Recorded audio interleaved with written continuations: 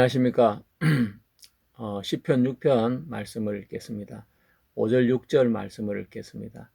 사망 중에서는 주를 기억함이 없사오니 음부에서 주께 감사할 자 누구리까.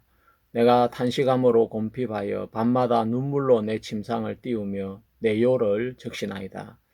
예수 그리스도께서 12 사도들을 택하셨고 그들은 각기 제자들을 택해서 훈련을 했지만 지금까지 알려져 있는 사람은 몇 사람이 되지 않습니다. 그 중에 사도 요한의 제자 폴리갑과 이그나티우스가 있습니다. 먼저 폴리갑에 대해서 여러분에게 소개를 시켜드리겠습니다. 로마 제국의 4차 박해 시기인 마르쿠스 시대에 기독교인이라고 고백한 많은 진실한 성도들은 잔인한 고문과 행벌을 당했는데 폴리갑도 이때 순교를 하게 됩니다. 폴리갑은 본래 안디옥 출신으로 요한계시록에 나오는 소아시아 7교회 중 스무나 교회의 감독이었습니다. 스무나는 지금 터키의 남부 해안의 도시로 유명한 그리스 서사시의 작가 호머가 태어난 곳입니다. 이레니우스와 투털리안에 의하면 폴리갑은 사도 요한의 직계 제자였습니다. 그는 교회의 참된 장로였고 생존 당시에 큰 존경과 성도들의 사랑을 받았습니다. 그가 보여준 삶은 신학적이기보다는 말씀으로 자신을 가르치는 신앙인과 목회자의 삶이었습니다. 전해지는 이야기에 의하면 스무나의 어느 가부가 안디옥에서 그를 노예로 샀는데 그가 너무 똑똑해서 그녀가 죽기 전에 폴리갑을 자유인으로 만들어 주었다고 합니다. 폴리갑은 젊었을 때 사도 요한의 가르침을 직접 받았는데 성격은 직설적이고 아주 정열적이었다고 합니다. 그는 20대에 교회 감독이 되었고 생존 당시에 그는 큰 존경과 사랑을 받으면서 소아시아 교회의 대변자 역할을 했습니다. 폴리갑의 순교사는 아주 유명한 신약 성경 외에 가장 잘 알려져 있는 내용이기도 합니다. 그는 이렇게 그의 순교 직후에 그 순교를 목격한 많은 사람들에 의해서 그 순교사가 기록이 되어졌고 이 거룩한 주님의 종이 받은 박해와 체포 신문 또 처행 과정이 자세하게 기록이 되어 있습니다. 2세기 중엽 당시 그리스도인에게 최고의 시험은 황제에게 제의를 해야 되는데 그것을 거부하는 것이었습니다.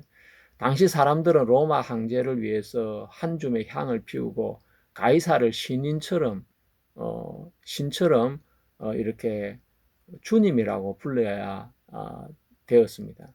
로마인들은 종교적으로 본질적인 기능이 제국의 이익에 봉사하고 국가와 황제의 안녕을 기원하는 것으로 생각했기 때문에 황제 숭배 거부는 곧 제국에 대한 반역으로 간주가 되었고 사형에 처하는 중범죄였습니다. 특히 안토니우스 피우스가 통치했을 때는 변정가였던 유스티누스의 정언에 의하면 어떤 이들은 단순하게 그리스도를 믿는다고 고백했다는 이유만으로도 즉각에서 처형당하기도 했습니다. 당시 일단의 그리스도인들은 이 세상에서 고통을 피하기 위하여 그리스도 안에서 피난처를 구한다는 믿음과 소망으로 간원들의 고문을 이겨냈습니다. 그들 중에 젊은 청년 성도였던 게르마니쿠스의 순교 이야기가 폴리갑의 순교와 연결이 되어집니다.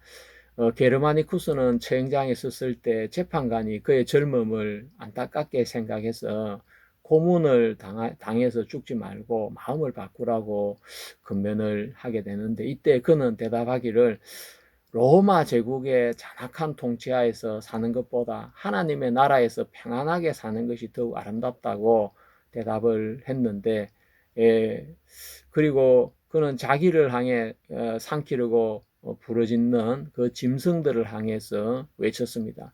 어서 오너라, 어서 와서 나를 먹어라.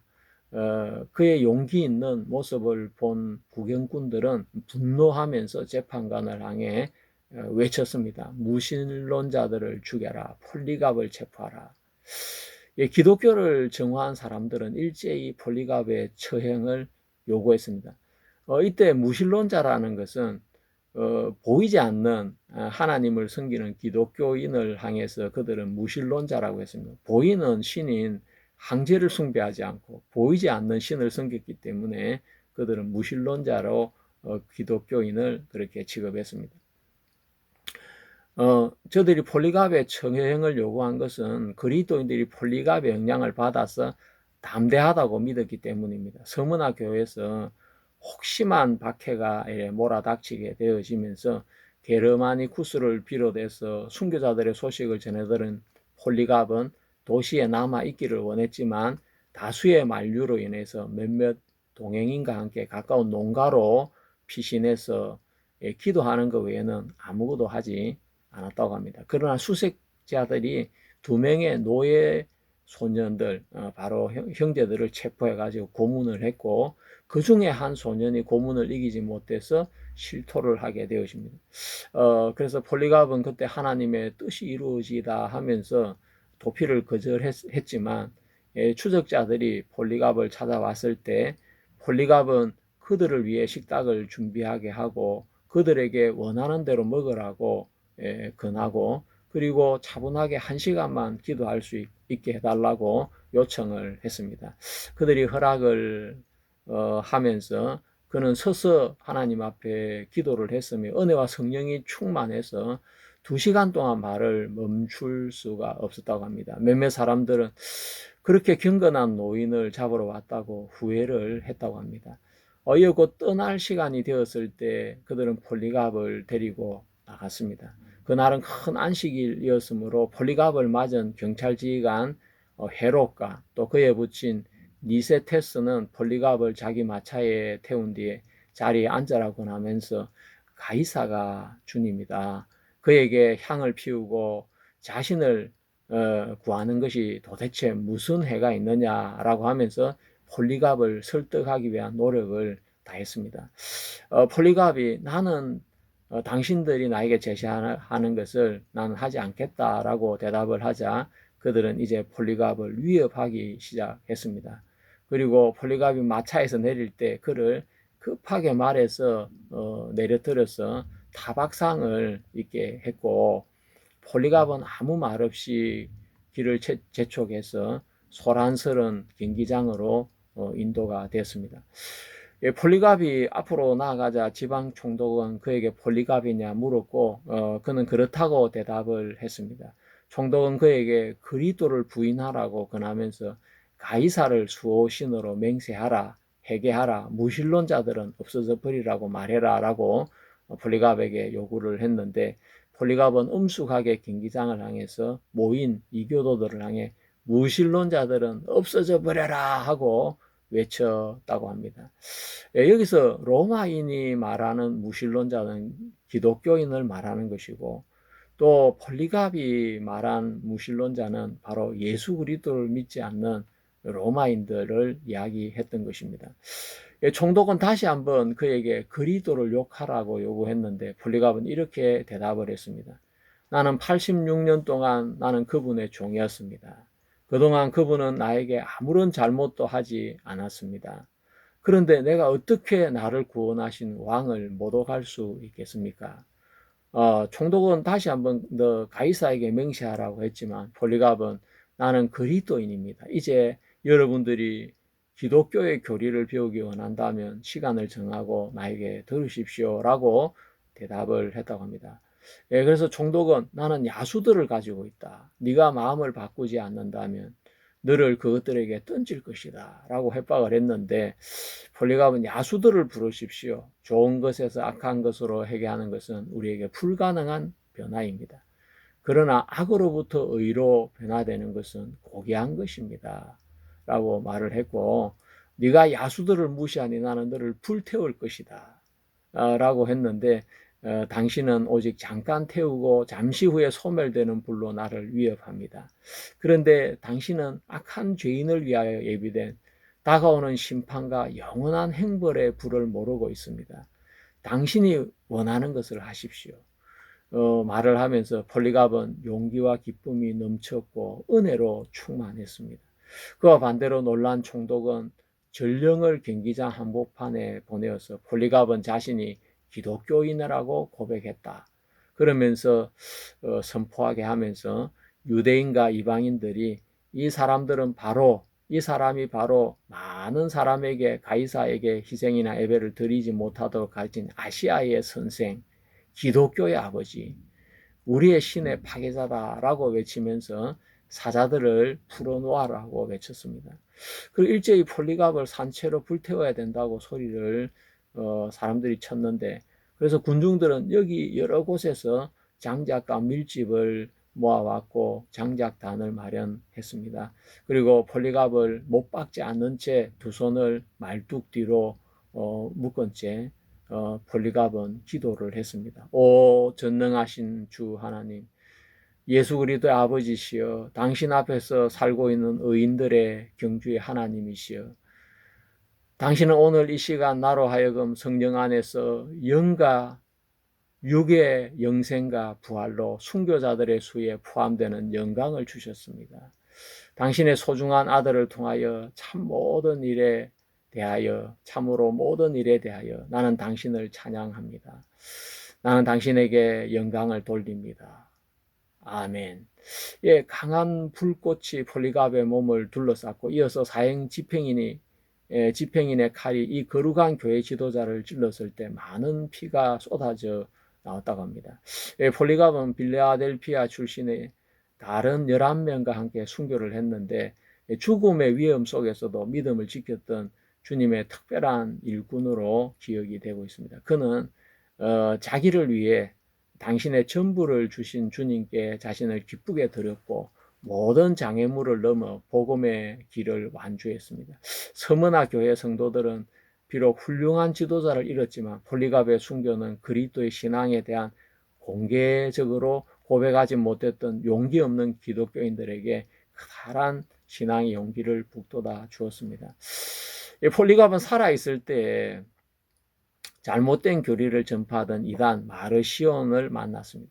그래서 마르시온이 폴리갑이여 우리를 인정하라 이렇게 그들이 말을 하자 폴리갑은 예, 우리는 당신을 인정합니다. 나는 당신의 사단이 맏아들인 것을 인정합니다 라고 대답을 했다고 합니다.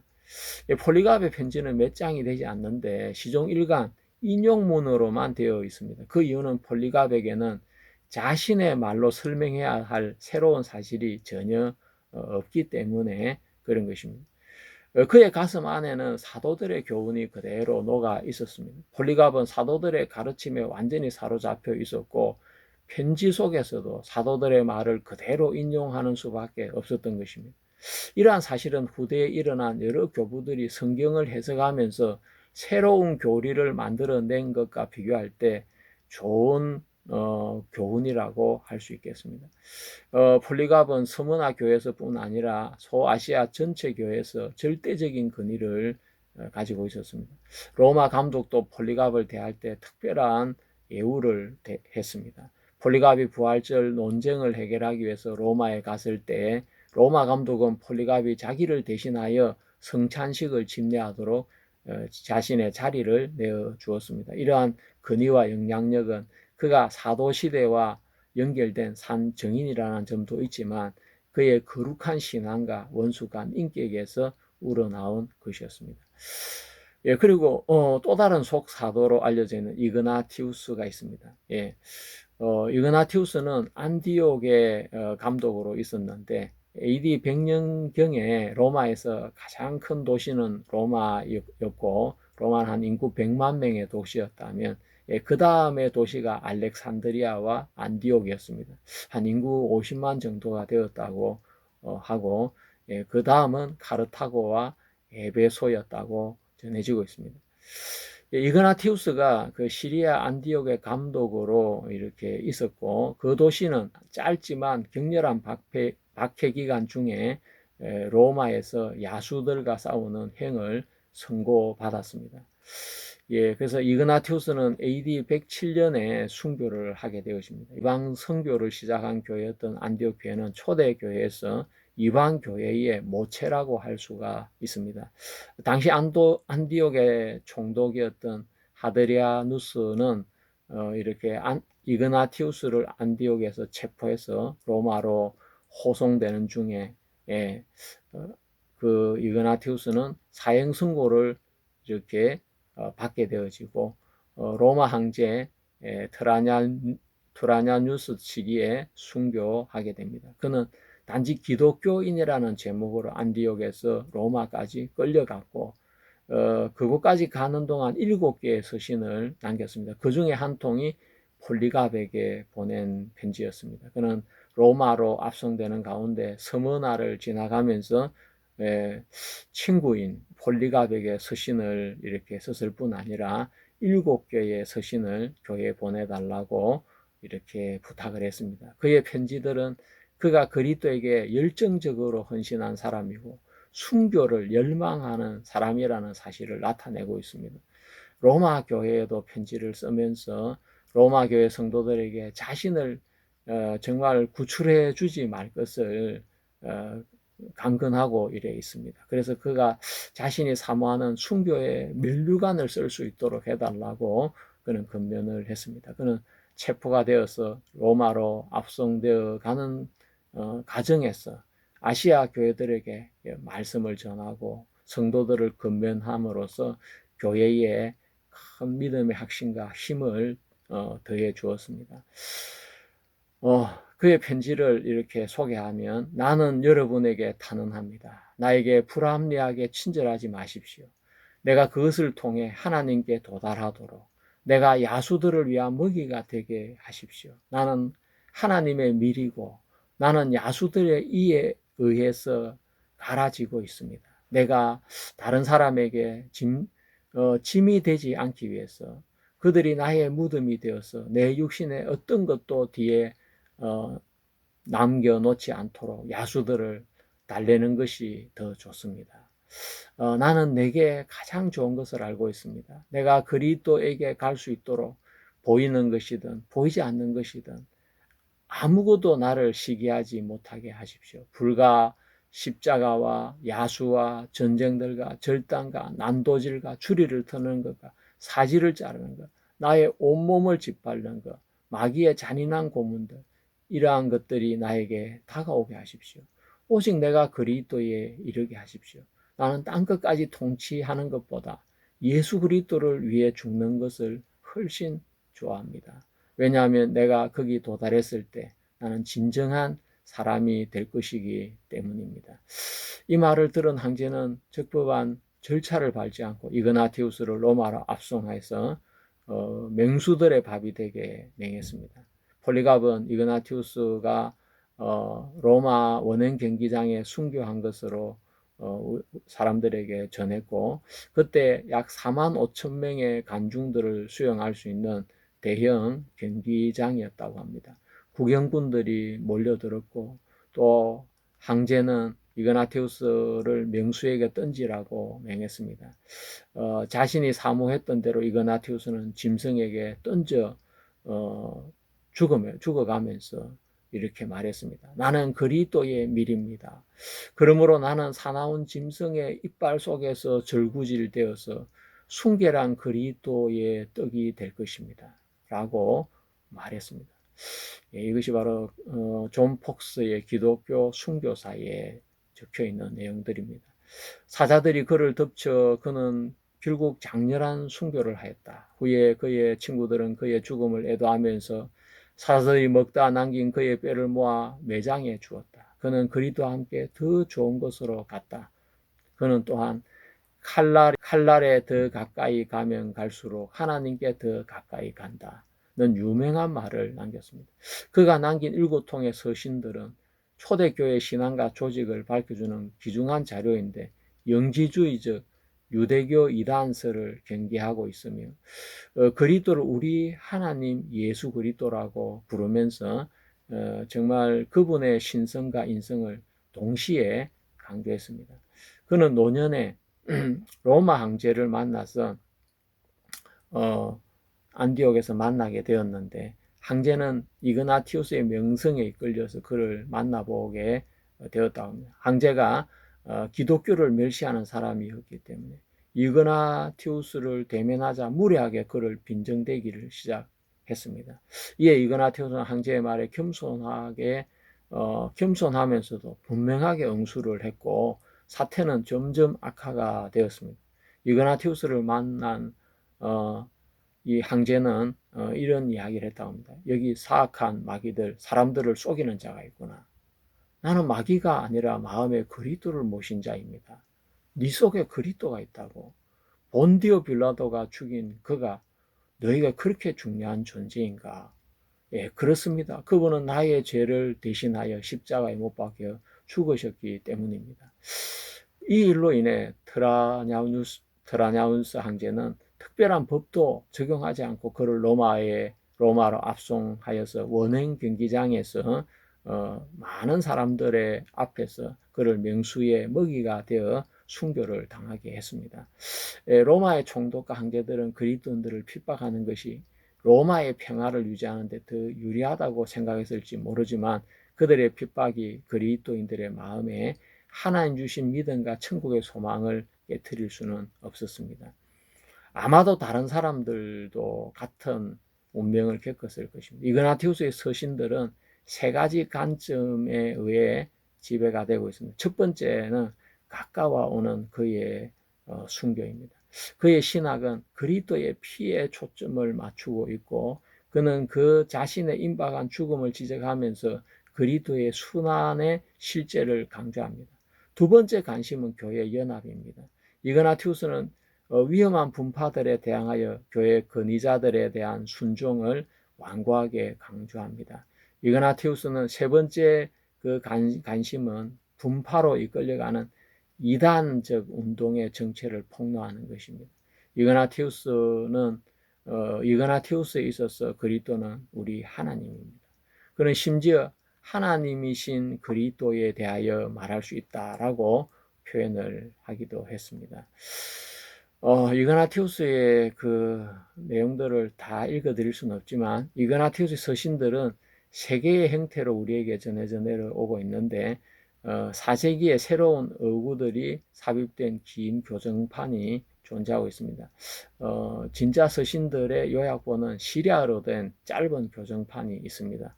그리고 이 둘 사이에 중간 길이의 교정판들도 존재하고 있습니다. 다음은 에베소 교회에 보내는 편지의 일부인데 주요 부분만 제가 발췌해서 읽어드리고 전체적인 내용은 제 블로그에 올려놓도록 하겠습니다. 다시 한번 여러분을 분발케 했던 것은 하나님의 피였습니다.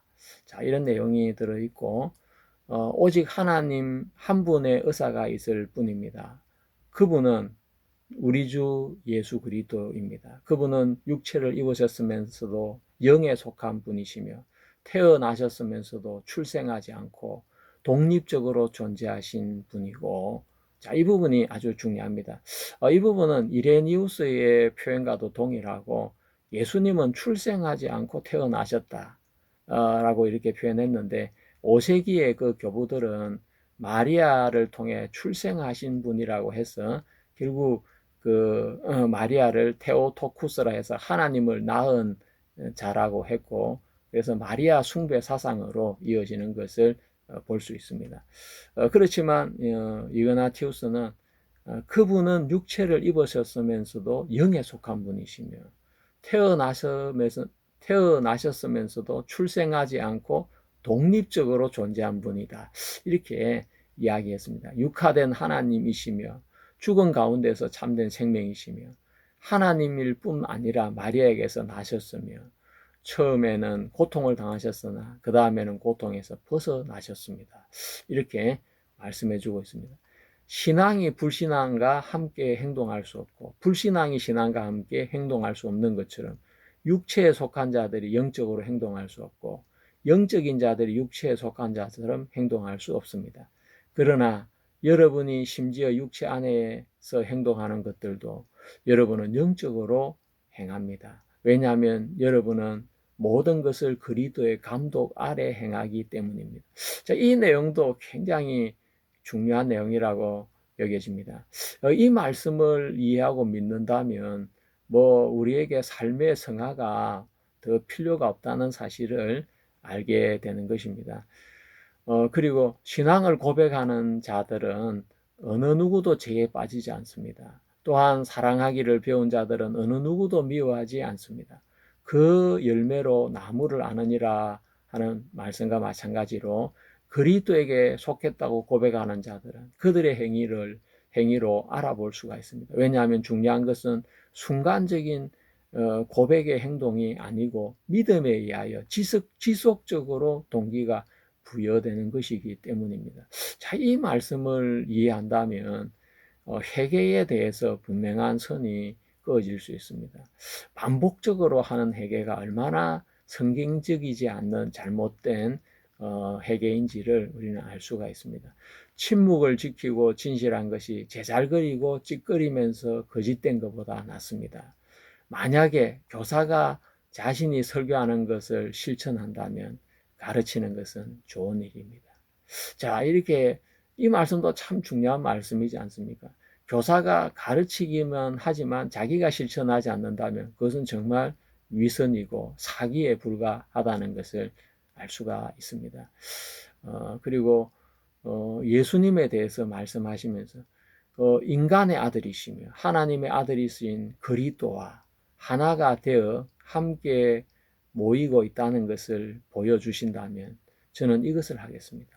이 모임들에서 여러분은 감독과 장로회의 귀를 기울이고 불멸을 위한 약인 빵을 떼고 성찬을 의미합니다. 죽음을 맞고 예수 그리스도 하나가 되는 끊이지 않는 삶을 산출하는 해독제입니다. 이렇게 성찬에 대한 이야기로 마무리를 했습니다. 2세기 교회 안에 로마 제국의 핍박과 이단 사상의 침투를 막아내기 위해서 속사도들과 교회 지도자들의 헌신이 있었습니다.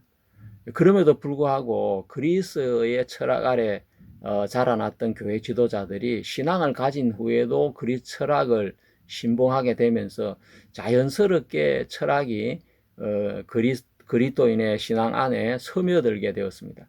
가장 심각한 것은 3세기 오리겐이 세운 교리 학교를 통해서 성경 해석의 기준이 마련되었는데 바로 성경의 철학의 옷을 입힌 것입니다. 그런 해석으로 말미암아 교회의 전통과 교황의 권위가 강하게 세워지면서 중세 로마 가톨릭 교회의 타락을 가져오게 되었습니다. 그런 착오를 잡기 위해서 루터는 그리스도 중심의 새로운 해석을 내놓았지만 개신교의 분열을 가져왔고 존 웨슬리는 또 다른 삶의 성결로 성경을 해석하게 되어집니다. 상황을 보고 또 시대 상황에 맞게 성경을 해석하는 것은 아주 위험한 일입니다. 사도 요한은 계시록에서 에베소 교회의 잘못에 대하여 회개하라고 말씀하셨습니다. 그러나 너를 책망할 것이 있나니 너의 처음 사랑을 버렸느니라. 그러므로 어디서 떨어진 것을 생각하고 회개하여 처음 행위를 가지라. 만일 그리하지 아니하고 회개치 아니하면 내가 네게 임하여 네 촛대를 그 자리에서 옮기리라. 초대 교회에서도 고린도 교회가 우상 숭배나 음행이나 또 교회 분열이나 은사 간의 다툼이나 결혼이나 법정 소송 등 다양한 문제가 있었습니다. 바울은 그 문제로 마음이 늘 눌려 있었습니다. 이 외에 이런 고사하고 오히려 날마다 내 속에 눌리는 일이 있으니 곧 모든 교회를 위하여 염려하는 것이라. 누가 약하면 내가 약하지 아니하며 누가 실족하게 되면 내가 애타하지 않더냐라고 했는데 고린도서 7장을 읽어보면 고린도 교회의 모든 문제들이 하나님의 정말 은혜로 아름답게 잡히고 교회가 변화되어 가는 것을 볼 수가 있습니다. 참다운 회개는 내가 어디서 떨어지는가를 알고 원래 있어야 될 그 위치로 돌아가는 것입니다. 그 요한계시록에서 어디서 떨어진 것을 생각하고 회개하여 처음 행위를 가지라라고 말씀했습니다. 우리가 성경을 해석하기 전에 교회로 돌아가야 되는 것입니다. 폴리갑은 사도들의 가르침으로 신앙을 하기에 충분했기 때문에 다른 자신의 의견을 더하지 않았다고 했습니다. 또한 이그나티우스의 서신을 우리가 다시 생각해 보면 성화의 교리나 반복되는 핵의 눈물 없이도 신앙이 가능함을 알 수 있습니다. 교회사 학자들에 의하면 초대 교회에서는 단 한 번의 회개만으로 정말 신앙을 하기에 충분했다고 합니다. 그리고 이그나티우스의 말씀을 다시 한번 생각해 보겠습니다. 신앙을 고백하는 자들은 어느 누구도 죄에 빠지지 않습니다. 또한 사랑을 배운 자들은 어느 누구도 미워하지 않습니다. 그 열매로 나무를 아느니라. 마찬가지로 그리스도에게 속했다고 고백하는 자들은 그들의 행위로 알아볼 수 있습니다. 왜냐하면 중요한 것은 순간적인 고백의 행동이 아니고 믿음에 의해서 지속적으로 동기가 부여되는 것이기 때문입니다. 자, 우리가 이 말씀 속에서 왜 반복적인 회개가 계속 일어나야 되는지, 왜 반복적인 성화가 일어나야 되는지 그 부분을 우리는 생각하게 되는 것입니다. 바로 초대교회 그리스도인들이 가졌던 그런 신앙심을 잃었기 때문에 그런 것입니다. 자, 그래서 이제 우리는 성경 해석을 달리 해야 되는 것이 아니라 초대교회가 가졌던 그 신앙의 그 위치로, 그 마음으로 회개하고 돌아가서 믿음을 가져야 되는 것입니다.